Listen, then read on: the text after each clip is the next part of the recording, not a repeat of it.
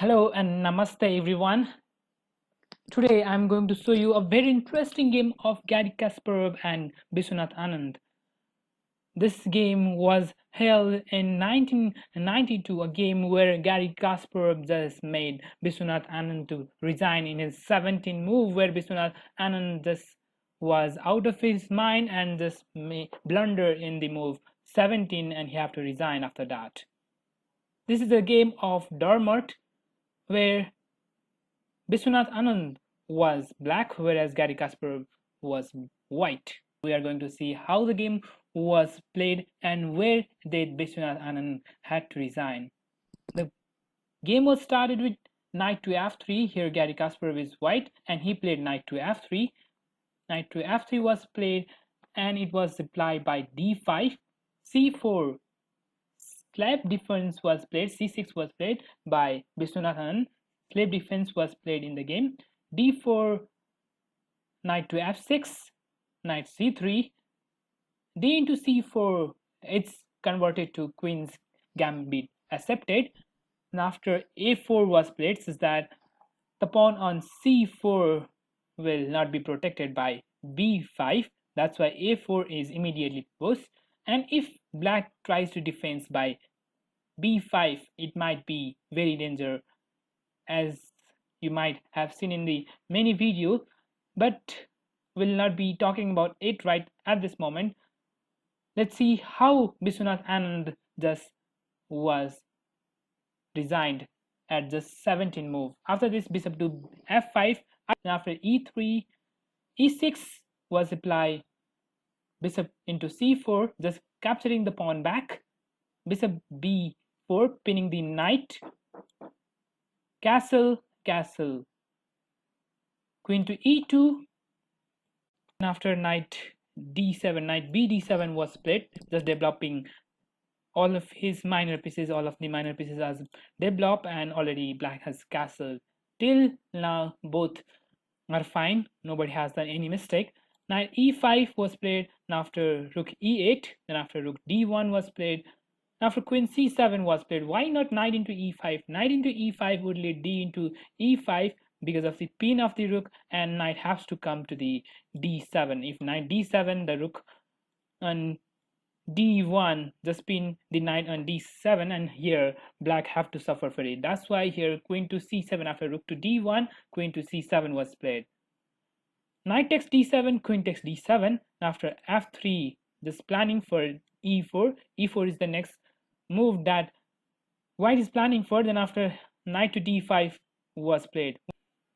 What happens to e4 now? If e4 was played in the game, then e4, then bishop takes c3 can be possible. Bishop takes c3, b takes c3, knight takes c3, and then here queen and rook is hanging. Then after queen to d2, knight into d2, and e takes e5 is also possible. E takes e5, e takes e5. Rook on the open file will make black a little bit better. That's why here e4 was not played by Garry Kasparov, and instead of that, just planning for e4, he played knight a2. He played knight a2. Knight a2, now bishop if goes anywhere. If bishop goes anywhere, then the immediate e4 is coming up. And then after bishop f8 was played and e4. Then after bishop g6, says that e into d5 is not possible. If e into d5, then if e into d5, then e into d5, and because of the pin, he can capture with d into c4. That's why here queen e1 was played, and then after here the blunder was done f5. The blunder was done by Viswanathan Anand, and after e into d5, e into d5, here Viswanathan Anand just resigned. Just after 17 move, he had to resign.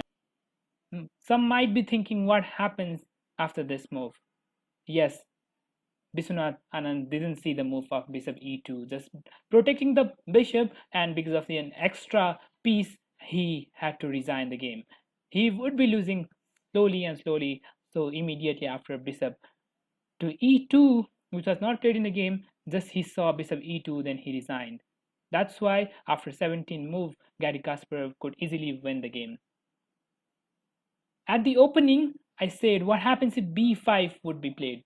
We already saw where Viswanathan Anand just had to resign, where he did blunder move f5. He just didn't see bishop e2 move. He just saw if pawn takes pawn, a pawn takes knight, then pawn takes pawn, and rook is spinning the queen, but he just forgot of the bishop e2 move and had to resign after that.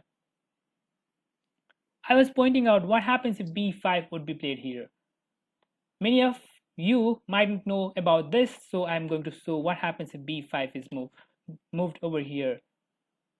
It's mistake, and we'll see how white can win after this. Let's see how white can win. After b5, we have simply a into b5, c into b5, and knight into b5. Yes, simply capturing the pawn, and the pawn on c4 and pawn on a7 is hanging. Pawn on c4 is an isolated pawn, and after this, knight comes back, and the pawn on c4 can be easily captured after e4, then after bishop takes c4, and here white will be a pawn up and can win this game. If queen b6, then knight c3 back, knight d7, e4, e5, and bishop takes c4, and here the active piece, knight, bishop, and bishop. Knight is coming on g5, and even if captures, then pawn takes d4, then knight takes d4 is also possible, and after that bishop c5, and so on. The game could be continued, but yes, this game, this position, white is better. White has center advantage, and yes, he can slowly gain the advantage and win this game. So here b5 was not played by Viswanathan Anand, which was not good, and the game was continued with bishop to f5. In this way, Viswanathan Anand had to resign. Just at 17 move, he just forgot of queen e1, bishop coming back to e2, and he just played f5 where he had to resign. Thank you everyone. If you do like my video, please do subscribe my channel, and please do not forget to suggest me any instruction if you need any improvement in the video, and please do like, share, and subscribe my channel. Thank you and bye bye.